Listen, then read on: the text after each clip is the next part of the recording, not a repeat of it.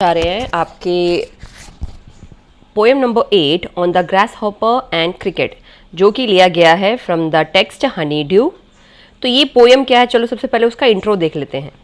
Unlike the ant and the cricket which tells a story, this is a nature poem. In it the grasshopper and cricket do not appear as characters in a story, rather they act as symbols, each suggesting something else. Read the poem and notice how the poetry of earth keeps on through summer and winter in a never-ending song. Who sings the song? अब यहाँ पे क्या बताया जा रहा है कि ये कहानी बेसिकली किसके बारे में है? तो क्रिकेट एंड दी एंट, ठीक है। अब आंट क्या है? चींटी। और क्रिकेट क्या है? हमने पहले ही पढ़ा था, जिसे हम झिंगुर कहते हैं। तो यहाँ ये जो कहानी है वो स्टोरी के बारे में बताई जाती है जो नेचर से जुड़ा हुआ है। लेकिन इस कविता में हम किसके बारे में पढ़ने जा रहे हैं? एक ग्रासहॉपर और एक क्रिकेट की। ग्रासहॉपर होता है टिड्डी, जो ज़्यादातर किस सीज़न में दिखाई देते हैं हमें? समर सीज़न में, यानी गर्मियों में। वो एक गर्मियों के मौसम का प्रतीक माना जाता है। जबकि ये जो क्रिकेट है उसे टिड्डी कहा जाता है, जो जिसे हम हिंदी में झिंगुर कहते हैं, जो ठंड के सीज़न का प्रतीक माना जाता है। हर कवि जो भी कविताएं लिखते हैं उनको कवि कहा जाता है। वो ज़्यादातर वसंत ऋतु में या फिर जो सुंदर मौसम होता है, जैसे खास करके सर्दियों का बताया जाता है, उसकी ब्यूटी को आगे बढ़ाते हुए वो अपनी कविताओं को लिखते हैं। लेकिन यहाँ ये जो हम कविता पढ़ने जा रहे हैं, पोम पढ़ने जा रहे हैं, वो जॉन कीट्स के द्वारा लिखी गई है, जो प्रकृति में हर मौसम में किस तरीके से उस नेचर को अपने शब्दों में बयां करते हैं, उसके बारे में हम यहाँ पढ़ेंगे। और यहाँ पे ये भी दिखाया जाता है कि भले वो मौसम ग्रीष्म यानी समर का हो या सर्दी का हो, दोनों ही सिचुएशंस में कौन किस तरीके से अपनी अपनी चीज़ों को बयां करता है इन दो इंसेक्ट्स के द्वारा। ग्रासहॉपर, जिसे हमने कहा गया था झिंगुर, और क्रिकेट यानी टिड्डी, ये दोनों ही अपने तरीके से यहाँ पे मौसम का वर्णन कर रहे हैं, वही हम यहाँ पे पढ़ेंगे। तो चलो शुरू करते हैं पोम की रीडिंग पहले। The poetry of earth is never dead. When all the birds are faint with the hot sun, hide in cooling trees, a voice will run from hedge to hedge about the new mown mead. That is the grasshopper's. He takes the lead in summer luxury he has never done, with his delights for when tired out with fun, he rests at ease beneath some pleasant weed. The poetry of earth is ceasing never.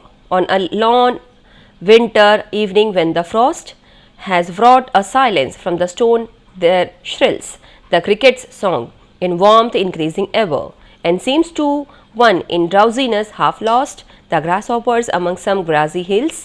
तो पहला stanza देख लेते हैं कि पहला stanza में क्या बताया जा रहा है।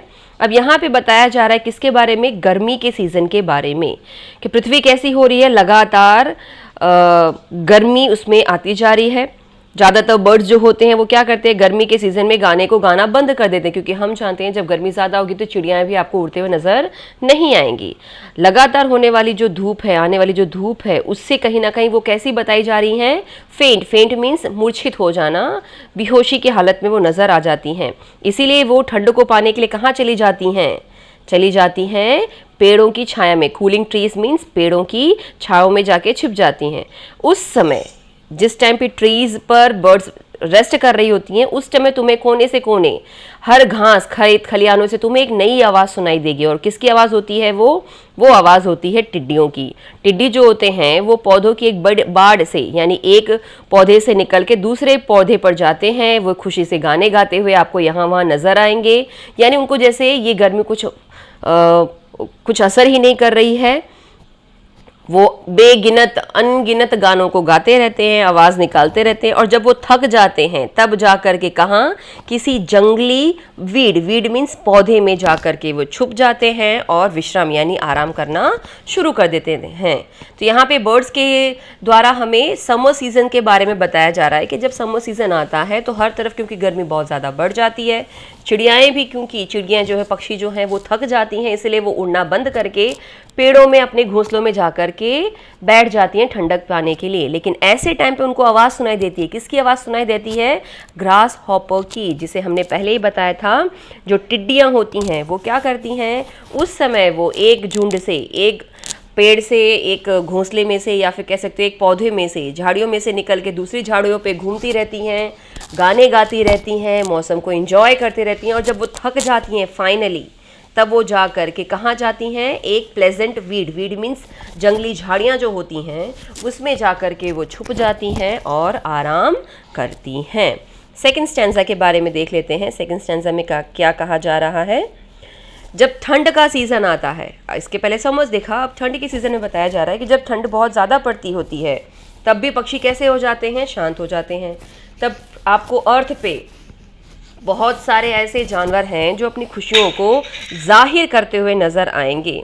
बर्फ़ से भरी हुई विंटर सीज़न में आपको हलचल काफ़ी कम नज़र आएगी। तब अचानक से आपको सन्नाटा को तोड़ते हुए, बल्कि हम कह सकते हैं कि वृक्षों से बाहर, पेड़ों से बाहर निकलते हुए एक अजीब सी आवाज़ सुनाई देगी, और ये आवाज़ किसकी होती है, ग्रास हॉपर की। ग्रास हॉपर मीन्स झिंगुर, जो क्या कर रहा होता है, झंझनाने की, फनफनाने की आवाज़ निकाल रहा होता है। वो एक संगीत यानी म्यूज़िक को बजा रहा होता है या आवाज़ मुँह से निकाल रहा होता है।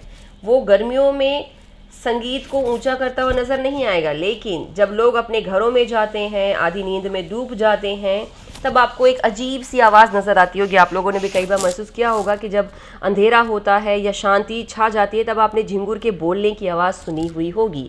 तो ठंड में कोई एक्टिव होता है, कोई पर्टिकुलर इंसेक्ट एक्टिव आपको नज़र आएगा, तो वो होते हैं झिंगुर, और उनका संगीत जो है वो सन्नाटे को चीरता हुआ हर तरफ सुनाई दे रहा होता है।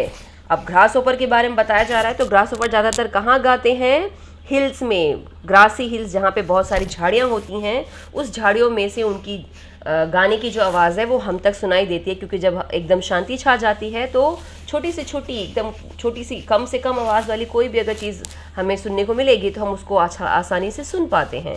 तो यहाँ पे दो सीजन्स में, एक बताया समर, जिसके बारे में बताया था आपने, क्या बोलते हैं, टिड्डियों के बारे में, और दूसरी तरफ हमने सुना ग्रासहॉपर्स के बारे में, यानी झिंगुर के बारे में। तो ये दोनों ही हमें अपने अपने तरीके से, अपने अपने वॉइस में, अपने अपने गानों के माध्यम से हमें दो सीजन्स के बारे में बता रहे हैं। एक है समर और एक है विंटर। फटाफट से मीनिंग देख ले। व्राउट का मतलब होता है ब्रॉट अबाउट, उसके बारे में बाहर लाना। श्रिल्स का मतलब होता है बहुत ही तेज़ और साफ तरीके से चीज़ों को सुनाई देना। तो ये थी आपकी poem number 8 on the grasshopper and cricket. I hope आपको ये पोम अच्छे से समझ में आई होगी। Thank you.